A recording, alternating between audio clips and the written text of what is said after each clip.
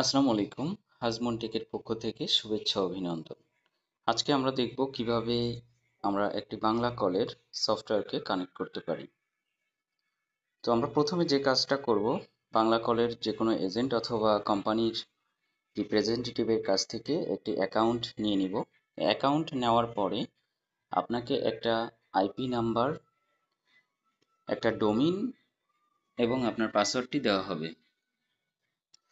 তো এই তিনটা ইনফরমেশন নেওয়ার পরে আপনি সরাসরি চলে যাবেন এই অ্যাপসে, পোর্টসিপ অ্যাপসটা ডাউনলোড করে নেবেন। আমার অ্যাপসটা ডাউনলোড করা আছে, সেজন্য আমি আর ডাউনলোড করছি না। তো ডাউনলোড করার পরে আপনার সিপ যে নাম্বারটি পাবেন, এই নাম্বারটি এখানে টাইপ করে দিবেন।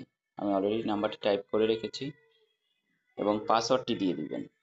আপনার আইপিটিএস কোম্পানি থেকে যে পাসওয়ার্ডটি দেওয়া হবে সেই পাসওয়ার্ডটি এখানে দিয়ে দিবেন। আমি পাসওয়ার্ডটি দিয়ে দিলাম এবং নিচে যে আইপি নাম্বারটি দেখছেন এটা হচ্ছে বাংলা কলের ডোমিন।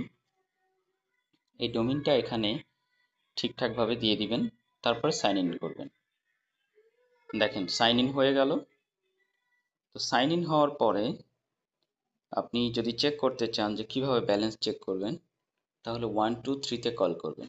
123-তে কল করলে আপনার ব্যালেন্সটি জানতে পারবেন।